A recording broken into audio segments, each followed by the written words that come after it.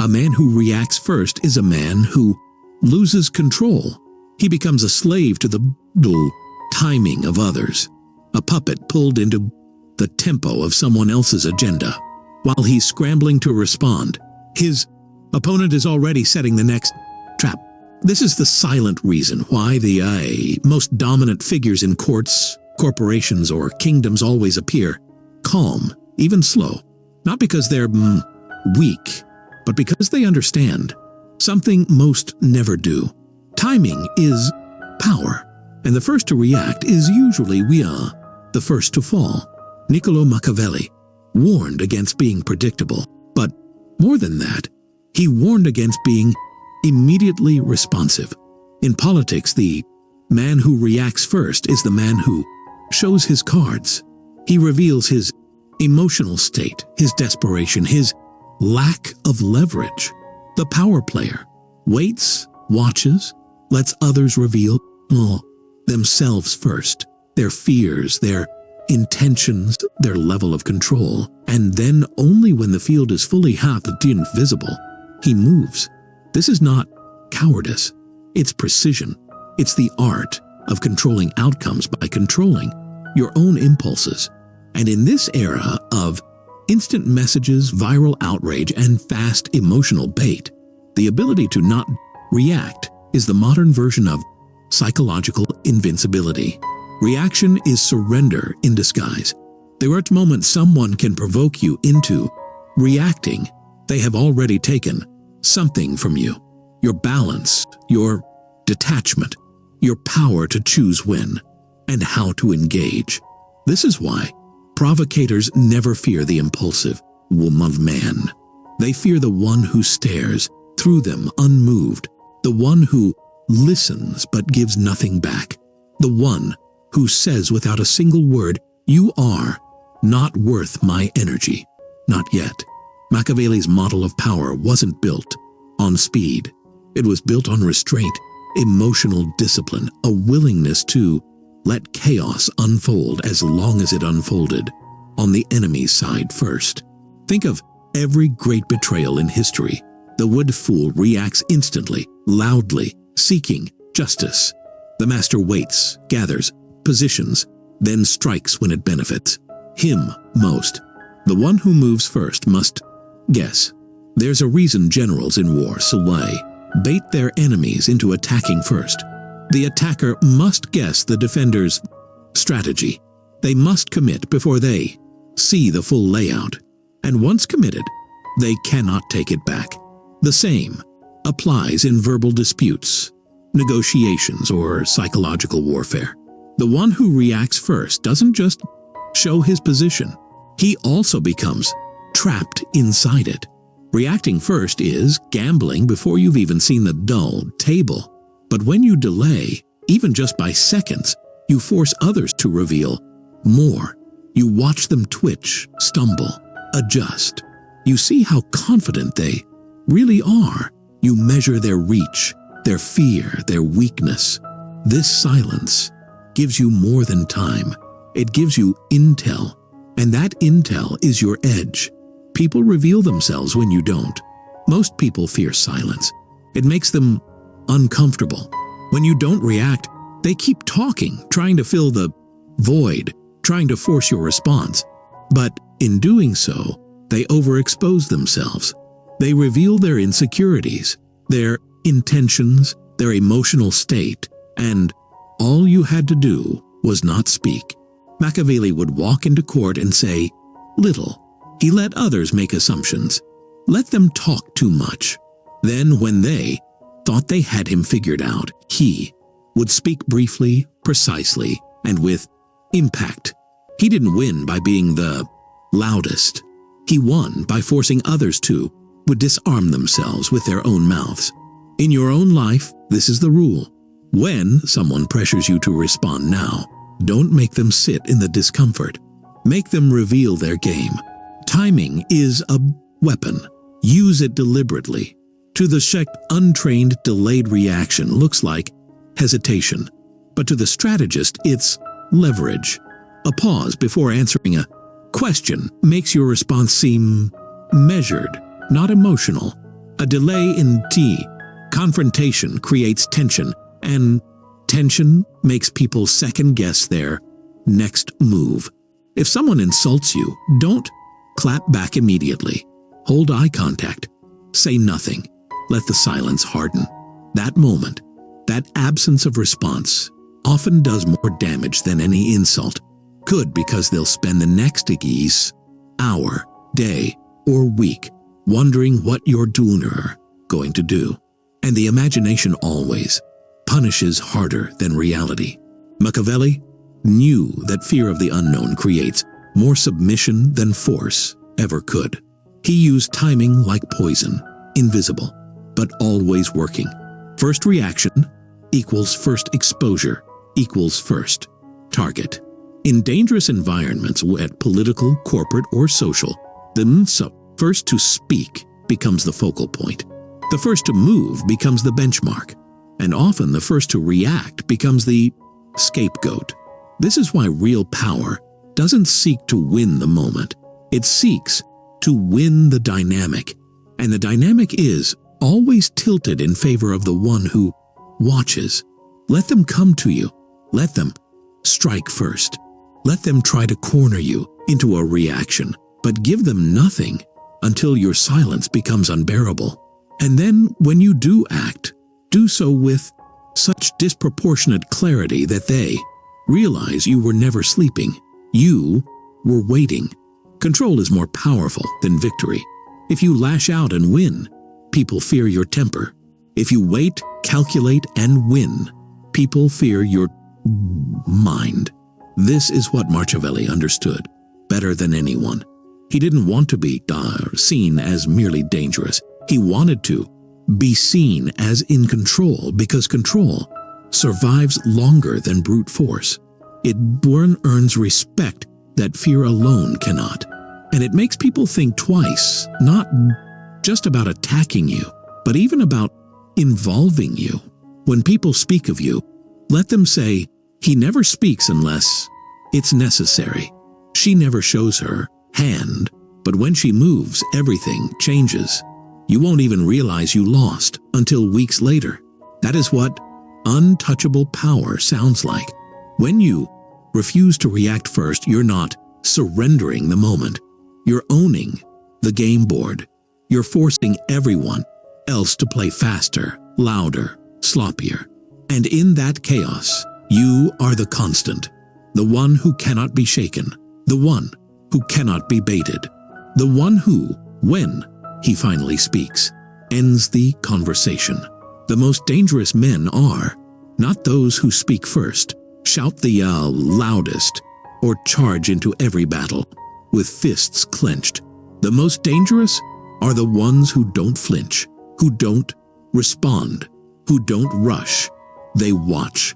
They let everyone else burn energy, reveal intentions, form alliances out of fear.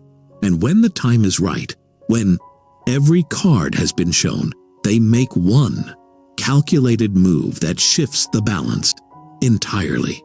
This is Machiavellian patience, the quiet game of dominance that makes others act emotional while you remain untouchable. And it only works if you master the art of not reacting first. Ever. The trap of ego. They want you to defend yourself. The easiest way to bait a powerful person into weakness is to poke their pride, to question their credibility, to say things in public they know will make you want to respond. Because the moment you respond, you become predictable. Machiavelli's lesson is clear. Never defend yourself under pressure. Never take the bait of justification. The second you try to explain yourself, you're already beneath the person who accused you. A king does not argue with a peasant. A strategist does not explain their silence. If they misunderstood you, let them. If they spread rumors, let them talk. If they try to provoke, smile and leave them hanging, because nothing confuses the enemy more than refusing to validate their attacks with a reaction. Strategic passivity is power in disguise. Passive people are often seen as weak, but strategic passivity, chosen silence, chosen stillness is control. It forces the world to tilt toward you, not I, because you're loud, but because you've become the immovable piece everyone has to consider before making their next move, while others are driven by the need to speak, respond, correct, and engage. You're driven by the need to win. Let them chase status. You chase position. Let them chase arguments. You chase timing. Eventually, they will exhaust themselves trying to pull you into a fight, but you won't move. Not until the silence has built so much weight that when you finally act, the blow is psychological, not just tactical. The weapon of delayed response. There is a reason powerful people do not respond immediately. It's not because they're unsure. It's because every delay shifts the psychological pressure back onto the opponent. Delay, when is dominance. It shows that you are not ruled by others' clocks, that you answer when you decide, not when summoned.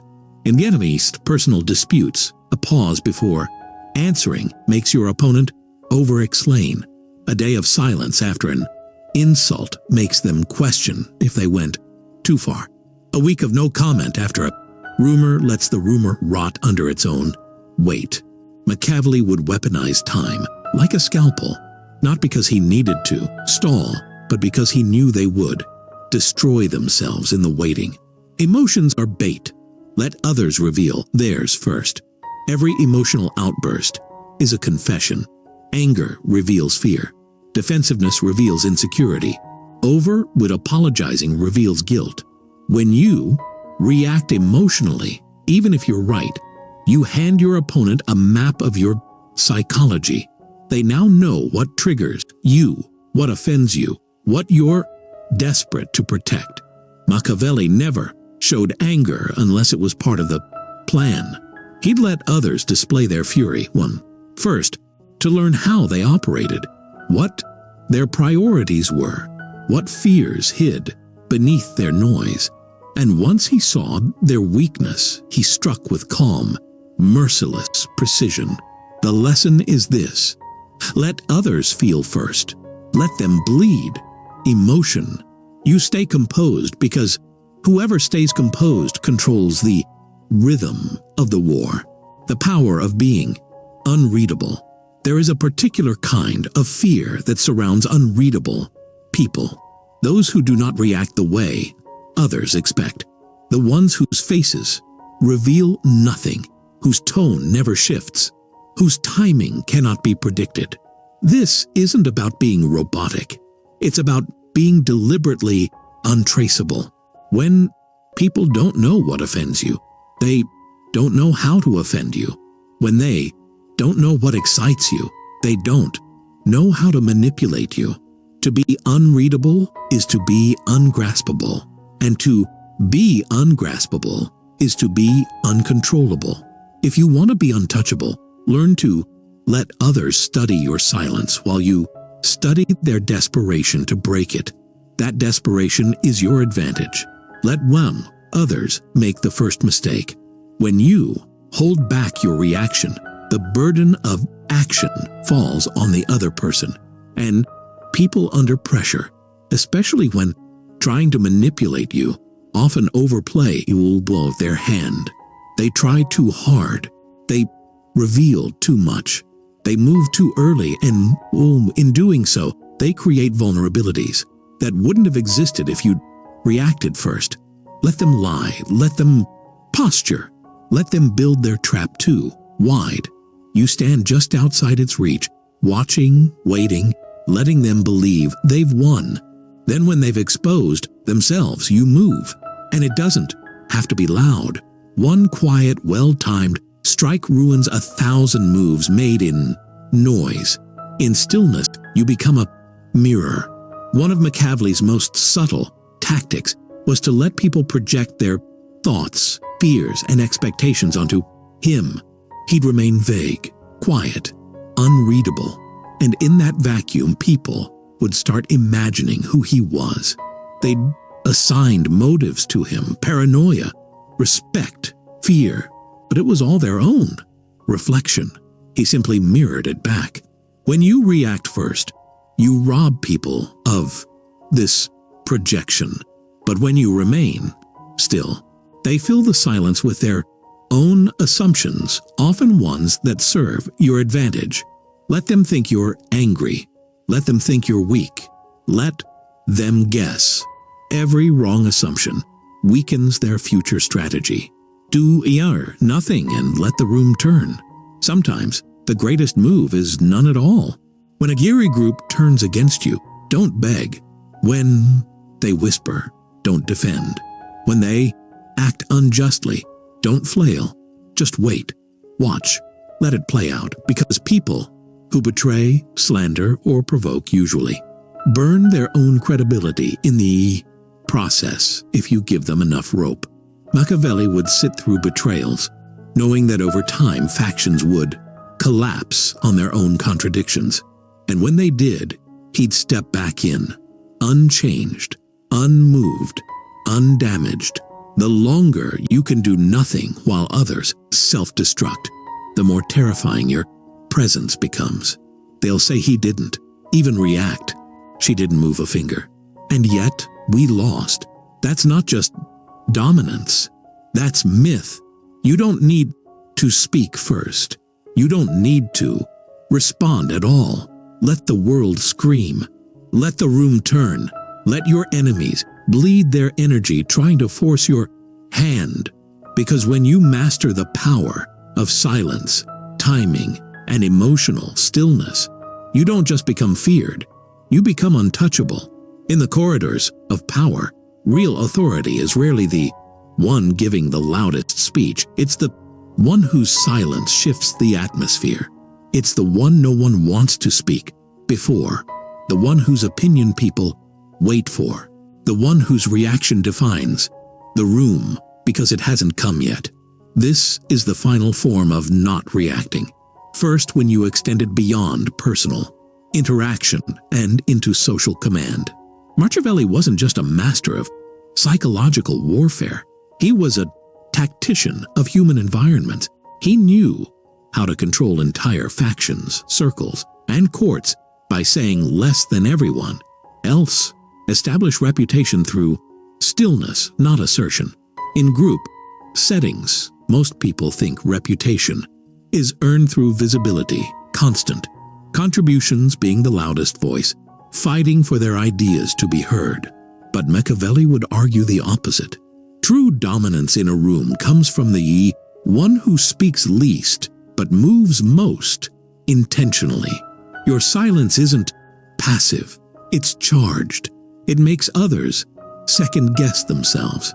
It makes them crave your input. And when you finally speak, even briefly, everyone listens. Not because your voice is loud, but because your restraint has built value. The person who reacts first is always at the mercy of the conversation. The one who waits shapes the direction of the dented conversation. This is how you establish authority in silence. In meetings, say, distance is less, but change more. Every room has a hidden hierarchy. It's not the official structure on paper. It's the emotional map. Who sets the tone? Who others seek approval from? Who people imitate? You don't gain that position by dominating. You gain it by withholding, observing, and speaking. When stakes are high, the fewer words you speak, the more power each one carries. Say nothing for the first 20 minutes. Let everyone reveal their motives, their insecurities, their allegiances. Watch who needs attention. Watch who positions themselves. You're learning the game before entering it. Then when someone makes a suggestion, an accusation, or a bold move, wait a beat, 2 beats, let the tension build. Then speak with surgical clarity. 1 sentence, 1 sharp angle. That's enough. You've just repositioned the room around your voice and made everyone think twice about speaking again without considering how you will react. Let others build alliances first, then fracture them.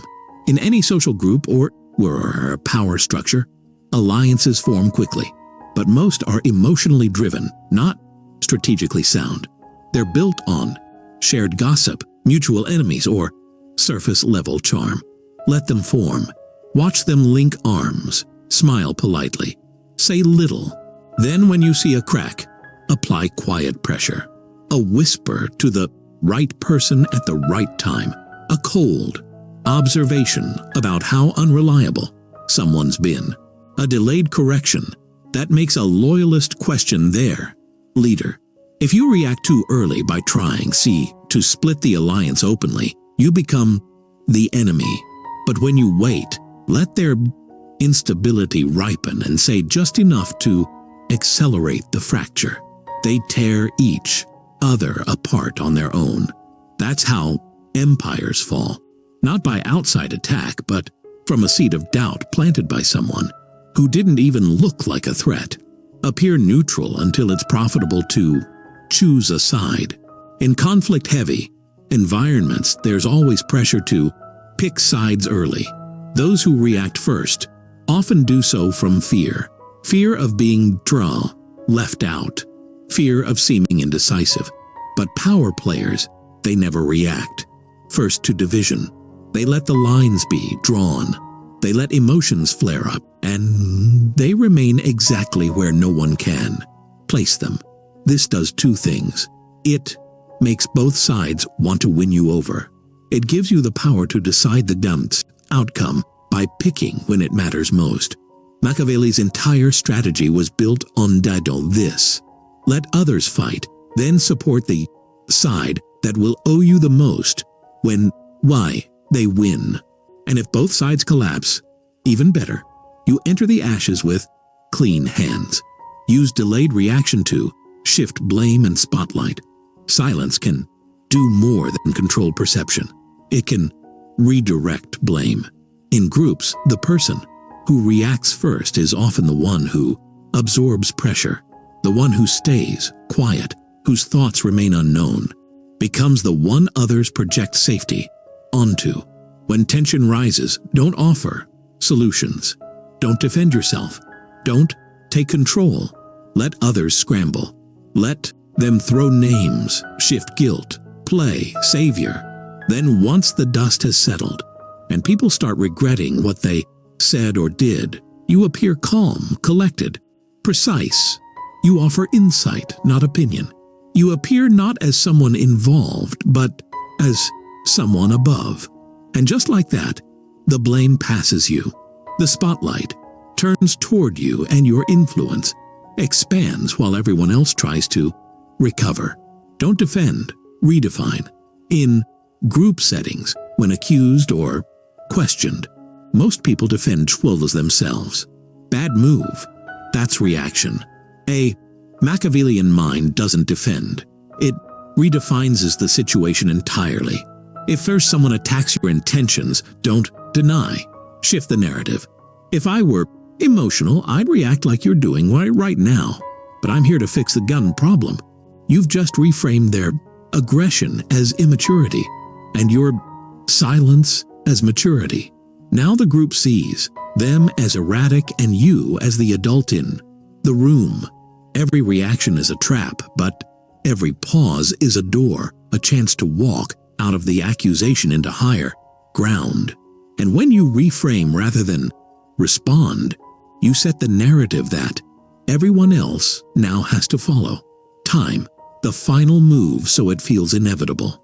When you never react first, and when you let others reveal, divide, accuse, defend, and collapse, your eventual move becomes mythical.